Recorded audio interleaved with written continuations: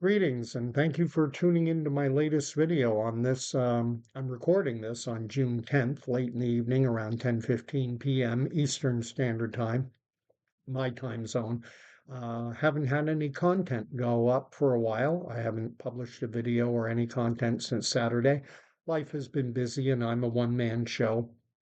Uh, Chief cook and bottle washer for this, call it a podcast, call it an old guy's stream of consciousness, call it whatever you want. Wanted to talk tonight about the recent news surrounding Greta Thunberg, famous climate activist, teenager, no longer a teenager, early 20s. I think she's 22 now, burst onto the world scene. Oh, it's got to be 7, 8 years ago. I think it was around 2017, 2018 when she burst onto the scene with her famous "How dare you" speech, which I've contained within the thumbnail of this video. So before I get rolling with what I have to say, you're welcome to like, share, subscribe, all those things. Comment down below because Greta Thunberg is in the news now for having been part of a flotilla. She was on a luxury yacht of some description sailing the Mediterranean with intention of landing in Gaza to distribute a small amount of aid to the people of Gaza.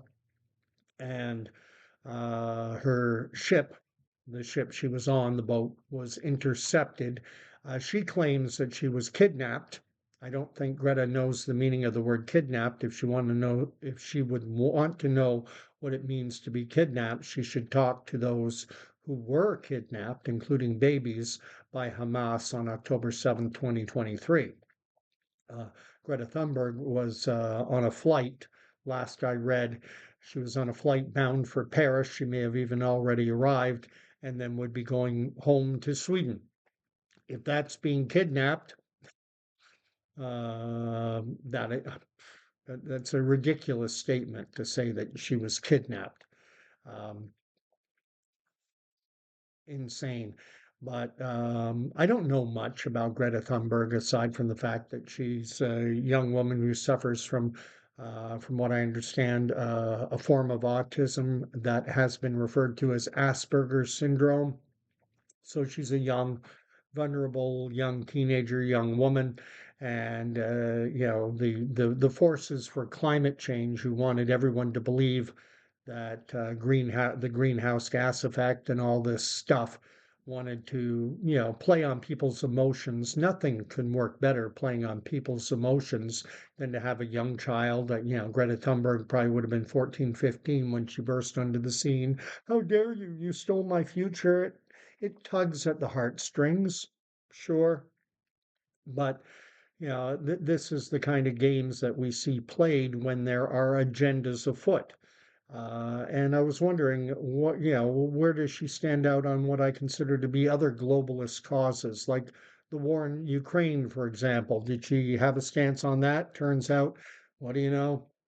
Along with so many other Hollywood type celebrities and world prominent figures, she went to the Ukraine, she went to Kiev, visited with Zelensky. Well, all kinds of actors and celebrities have gone and done their photo bit with Zelensky. So seeing that Greta went over there, what a shock. When it came to the COVID vaccinations, her Instagram or Twitter profile have her pictures with the little band-aid on the site of the injection and a masked up face, go along with. And now she's thrown her hat in, so to speak, with the globalist push against Israel, which no shock there. It was a campaign. I mean, the amount of aid they were bringing on a small little yacht, you know, basically it's virtue signaling on a global scale for the mass media. And if I'm on the opposite side of the Greta Thunbergs of the world, I don't feel too bad. My views on climate change, I've said them many times. I question the degree to which human activity impacts climate. I'm not I'm not in the Greta Thunberg camp. I'm not in the Greta Thunberg camp when it came to getting the COVID jabs. Now, you certainly are not going to find any pictures of me on social media because I never got the jab. And you're not going to see any pictures of me with a mask on either. And likewise, going to see Zelensky in Ukraine, and now with her throwing in again with the globalists in there, trying to sway public opinion away from support for Israel. I realize it's a very difficult situation and highly problematic when the news and the images that we see coming from Gaza are horrific, and certainly the reporting, the mainstream Western media, simply parrots back whatever the Hamas authorities tell them. They'll say Gaza health authorities claim X number of people have been killed, and who is the Gaza health authority? Who runs that? Hamas. Hamas, who took full responsibility for the attacks of October 7th, when 1,200 Israeli citizens were killed, 250 odd hostages were taken, including babies. As I understand it, Greta and her band of merry little activists were given the opportunity to view something of a documentary film of the events of October 7th, unredacted, uncleansed, straight from body cams that they got from Hamas themselves, because Hamas promoted it.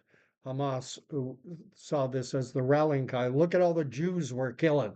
Come on, get on board. Get on board with the Al Aqsa flood. Come on, Islamic world. Let's wipe Israel off the map from the river to the sea. Let's kill or drive out all the Jews out of Israel. And let's create this new Palestinian state, something that's never existed before. But anyway, again, I will say it. If Greta Thunberg is going left, I'm going to go right. If she's going right, I'm going to go left. I feel sorry for her. I think she is uh, an unfortunate, something of a damaged child who is manipulated by, her dad's an actor, her mom's a famous opera singer in Sweden. So they're somewhat prominent individuals. They've got the machine, the media machine behind them. And so they exploit their daughter, write books, sell millions of copies. I mean, it's good biz, it's good business, but I'll leave it there. I just wanted to throw my 2 cents out there. Uh, Sad situation. My support for Israel is resolute. That does not mean that are they above, is Benjamin Netanyahu, are the Israelis above criticism? Certainly not. War is brutal. War is ugly. In war, people die. I think what needs to happen, the resolution that situation needs is for, number one, Hamas, release the hostages. I think there are 50 odd still remaining in captivity. A good number of them are dead, and Hamas has to release both the living and the dead hostages. I think that would be enough to stop the war. Uh, at that point, would Israel still insist on totally decimating Hamas? I think they would have a hard time with getting support. I think they would lose support. If Hamas agreed to release the remaining hostages, I think a lot of the support that Israel has would dissipate unless Israel at that point accepted a full and unconditional ceasefire. Full stop. But I don't expect Hamas to release the remaining hostages. They're not human beings in their eyes, the way I see it.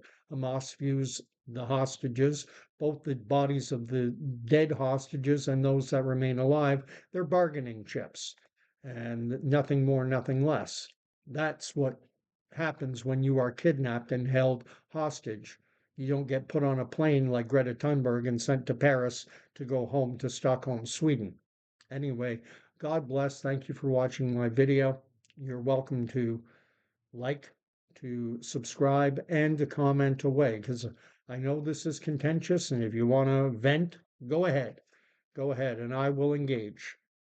I try to respond to as many comments as possible. We'll see y'all again on my next video. I will be doing a live stream on Wednesday, faith-based, based on my Christian faith. So if you're not there on Wednesday, I have content going up periodically. Take care. God bless.